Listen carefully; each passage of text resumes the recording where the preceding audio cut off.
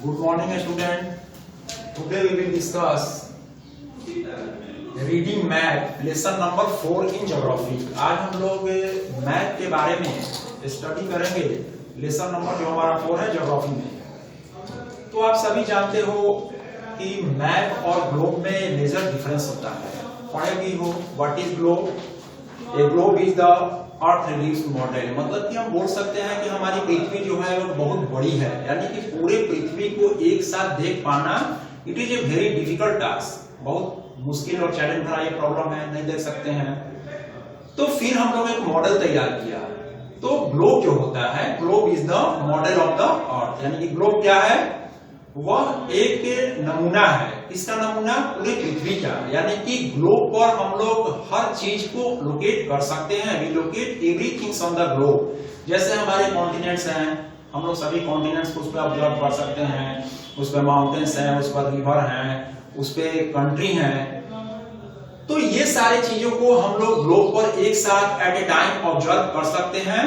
तो हम लोग कह सकते हैं कि globe is the model of the earth.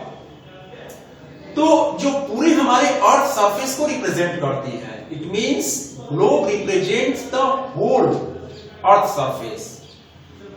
Late us find how maps are useful. अब बात आती है कि ग्लोब को तो हमने समझ लिया कि ग्लोब क्या है, it is the model of the अर्थ, यानी कि पृथ्वी का एक मॉडल है, नमूना है। लेकिन मैप क्या है, what is map? A map is a representation of the earth surface और a part of it on a flat surface drawn according to scale. मतलब कि मैप जो होता है, नक्शा जिसे हम बोलते हैं, उसको हम लोग किसी फ्लैट सरफेस पर ड्रॉ करते हैं। कैसे ड्रॉ करते हैं? With the help of scale. Scale की सहायता से हम लोग मैप को किसी भी फ्लैट सरफेस पे ड्रॉ करने का काम करते हैं। It can be drawn on a piece of paper और ए बोर्ड और ए वॉल। हम लोग कैसे ड्रॉ करते हैं? या तो फिर बोर्ड पर ड्रॉ करते हैं या फिर वॉल पर हम लोग ड्रॉ करते हैं। मैप्स जो होते हैं हमारे, वो डिफरेंट शेप्स और साइज में होते हैं। मैप्स क्या होते हैं? बड़ा मैप भी होता है, छोटा मैप भी होता है। आप लोग मैप देखे भी हो, इंडिया का मैप बनाते हो या फिर अपने स्टेट के मैप को ड्रॉ करते हो, तो उसमें अलग अलग उसके साइज होते हैं। बड़ा मैप होता है, छोटा मैप होता है। तो उसमें हम लोग लोकेट करते हैं, सिटी को लोकेट करते हैं, उसमें रिवर को हम लोग दिखाते हैं। और स्केल क्या करता है कि स्केल की सहायता से हम लोग मैप को मेजर करने का काम करते हैं। जैसे मान लो अब हमें मैप ड्रॉ करना रहा, जैसे कोई तुम्हें बताए कि यहां से पटना की दूरी कितने किलोमीटर है, सपोज इट इज 50 किलोमीटर। आरा से पटना की दूरी कितनी है? 50 किलोमीटर। तो अब भैया आप ड्रॉ नहीं करोगे, पूरे आप 50 किलोमीटर की लाइन को खींच नहीं सकते हो। इट मींस आप स्केल का प्रयोग कर सकते हो और वहां पर रिप्रेजेंट कर सकते हो कि स्केल की सहायता से छोटे यूनिट में बड़े यूनिट को रिप्रेजेंट करोगे। मींस 1 cm बराबर आप 10 किलोमीटर ले सकते हो। जब आप 1 cm में 10 किलोमीटर ले सकते हो तो आप मैप को आसानी से रिप्रेजेंट कर सकते हो। वहां पर आसानी से मेजर करके छोटे पीस ऑफ पेपर पर आप दिखा सकते हो कि मैप को कैसे हम लोग ड्रॉ करते हैं। The different feature of the earth are marked on the map with the help of a certain symbols, words, lines and colors which are called legends. आप समझ रहे होंगे, आपके बुक में टॉपिक दिया है legend. What is legend? तो आप देखते हो कि अलग अलग कलर में कुछ इंडिकेशन होता है, कुछ सिंबल्स होते हैं, कुछ अलग डॉटेड लाइंस होते हैं, कुछ सर्कल्स बने होते हैं। वो क्या होते हैं? तो उसको हम लोग लीजेंड बोलते हैं। लीजेंड जो होते हैं वो रिप्रेजेंट करते हैं। किसको रिप्रेजेंट करते हैं? तो कुछ स्पेसिफिक चीजों को। Legend represent the specific things on the map. ये लाइंस में बने होते हैं या फिर सर्कल में बने होते हैं या फिर क्रॉस सिंबल उनका होता है, तो वो अलग अलग सिंबल में रिप्रेजेंट करते हैं। मैपिंग का इतिहास जो है वो बहुत पुराना है।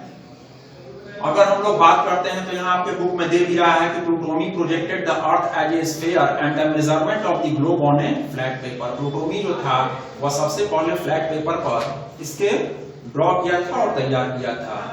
अब आप बात आती है कि आप समझ गए होंगे ग्लोब क्या है और मैप क्या है। ग्लोब में हमने बताया कि globe is the model of the अर्थ, यानी कि पूरे पृथ्वी को हम लोग एक साथ नहीं देख सकते हैं। तो पृथ्वी को एक साथ देखने के लिए हम लोग क्या करते हैं, एक उसका मॉडल तैयार किया जिसे हमने ग्लोब का नाम दिया। और मैप को हम लोग ड्रॉ करते हैं with the help of scale. Map को हम लोग स्केल की सहायता से प्लेन फ्लैट सरफेस पर ड्रॉ करने का काम करते हैं। अब बात आती है एलिमेंट्स ऑफ मैप। मैप जब हम लोग ड्रॉ करते हैं तो उसके कुछ हमारे एलिमेंट्स होते हैं, वो कौन कौन से एलिमेंट हैं।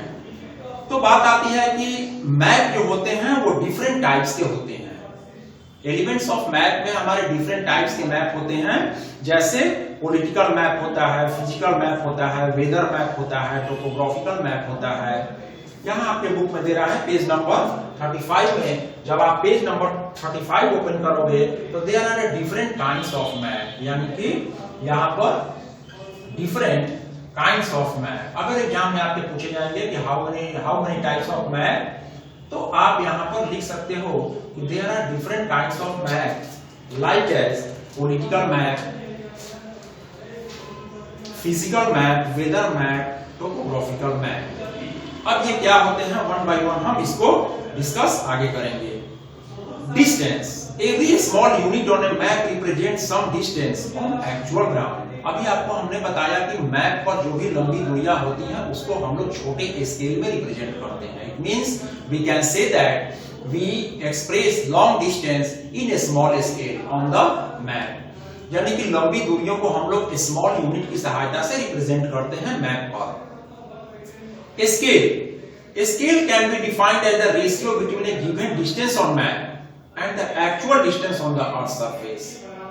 For example, जैसे मान लो 1 किलोमीटर को हम लोग 1 सेंटीमीटर में रिप्रेजेंट करते हैं। जैसे मान लो 10 किलोमीटर को हमको रिप्रेजेंट करना है, तो अब बात आती है कि 10 किलोमीटर को हम लोग पेपर पर पूरे दूरी को इतनी लंबी पेपर में बुलाकर उसको ड्रॉ नहीं कर सकते हैं, तो हम लोग क्या करते हैं कि 1 cm बराबर 1 किलोमीटर। आसान हो गया ना, ये 1 cm किसके बराबर हो गया, ये 1 cm जो हमारा है वह 1 किलोमीटर के यूनिट के बराबर हो गया। मतलब कि 1 cm रिप्रेजेंट करता है 1 किलोमीटर डिस्टेंस के बराबर। अब ये हम मान सकते हैं कि अगर 10 किलोमीटर की दूरी को रिप्रेजेंट करना हो तो हम लोग लिख सकते हैं कि 10 किलोमीटर बराबर 10 cm। अब हम लोग 10 सेंटीमीटर की रेखा से, लाइन से हम लोग मैप को इसी वे में ड्रॉ कर सकते हैं। अब बात आती है डायरेक्शन। आप पढ़े भी हो कि डायरेक्शन जो होते हैं वो हमेशा, डायरेक्शन जो होते हैं उसका सिंबल आप स्टैंडर्ड 5 में भी पढ़े हो, बताया भी गया था कि east west north south. Direction का रिप्रेजेंटेशन जो होता है ये इस प्रकार से होता है, this is east, this is west, ये होता है नॉर्थ और ये होता है साउथ। ये हम लोग ऐसे रिप्रेजेंट करते थे स्टैंडर्ड 5 में, और ये हमेशा ये परमानेंट होता है, ये फिक्स होता है, ये कभी चेंज नहीं होता है। East west north south. North is always at the top, north हम यहाँ पे देख रहे हैं कि हमेशा हमारा टॉप पे रहता है। South is always the bottom, south जो हमारा है ये क्या है, बॉटम में है। It means it is on the top, it is on the bottom. ये कहां पर है, ये बॉटम में है। East is to the right, ये किस डायरेक्शन में है, तो ये हमारा this is in the right, and west, west is in the left. West कहां है, ये हमारा लेफ्ट में है। इट मींस कि this 4 direction are called cardinal points, यानी कि ईस्ट वेस्ट नॉर्थ और साउथ को हम लोग हमेशा क्या बोलते हैं, कार्डिनल पॉइंट्स। इसको हम लोग कार्डिनल पॉइंट्स के नाम से जानते हैं, we known as cardinal points. कोई बोलेगा कि व्हाट इज कार्डिनल पॉइंट, तो आप बताओगे कि east west north and south are known as cardinal point. अब बात आती है, generally we use a compass to find the direction of a place. The needle of a magnetic compass always points in the north south. It means हम लोग direction को observe करने के लिए कंपास का प्रयोग करते हैं। कंपास नीडल आप लोगों ने देखा होगा, जो सेलर नाविक जो होते हैं जब समुद्र में लंबी दूरी पर यात्रा के लिए निकलते हैं तो उनके पास आप देखे भी हो एक कंपास बॉक्स होता है जिसमें नीडल लगा होता है। मैग्नेटिक नीडल जो होता है वो हमेशा किस डायरेक्शन में इंडिकेट करता है, तो वो हमेशा नॉर्थ और साउथ में इंडिकेट करता है। इससे जब उन्हें जानकारी इजी वे में मिल जाती है कि हमारा किस डायरेक्शन में नॉर्थ है और किस डायरेक्शन में हमारा साउथ है। क्योंकि समुद्र में होता क्या है लंबी लंबी यात्राओं पर होते हैं, सी वॉयज लंबी लंबी चलती है, तो उसमें सिर्फ पानी ही पानी दिखाई देता है। अब उन्हें ये ऑब्जर्व करना मुश्किल हो जाता है कि किस दिशा में हमारा कौन सा डायरेक्शन है। तो आप देखो यहाँ पर इस पार्ट में इट मींस नॉर्थ और ईस्ट के बीच में हम लोग क्या बोलेंगे, इसको हम लोग बोलेंगे नॉर्थ ईस्ट। ये नॉर्थ ईस्ट का पार्ट हो गया। ये हमारा कौन सा पार्ट हो गया, ये हमारा हो गया north west. This is the part of north west.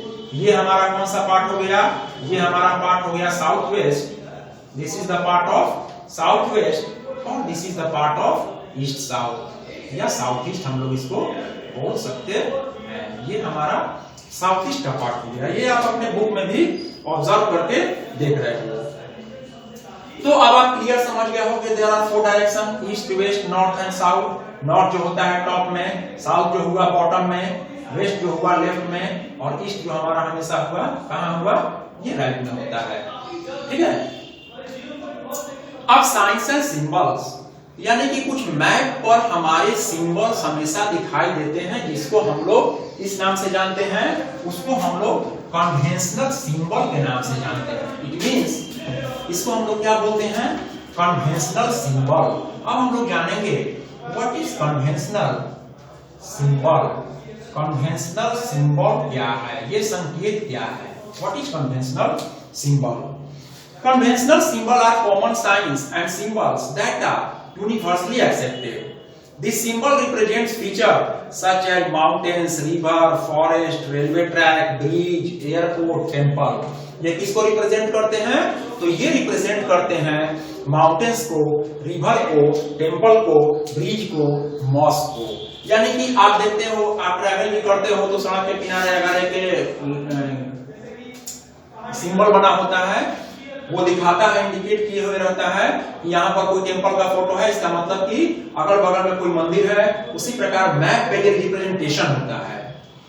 तो देखो यहाँ पर दिखा रहा है आपके फिगर में, पेज नंबर 36 में आप देख रहे हो railway line, broad gauge, metre gauge और रेलवे स्टेशन। यानी कि रेलवे लाइन का ये ट्रैक है जो सिंबल से दिखाया गया है।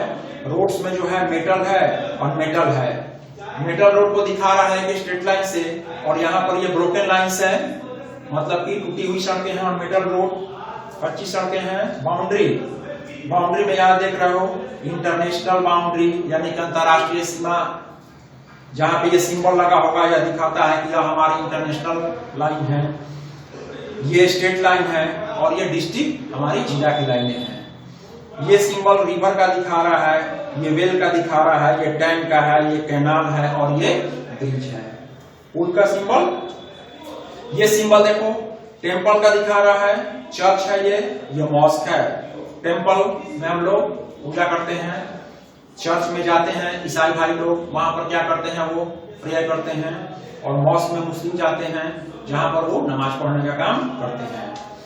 ये सिंबल दिखा रहा है पोस्ट ऑफिस का, जहां पर पीओ बना हुआ सिंबल लगा होगा, एक प्लेट बना होगा, उस पर पीओ का सिंबल बना होगा, आप समझ जाओगे कि यहाँ पर पोस्ट ऑफिस है।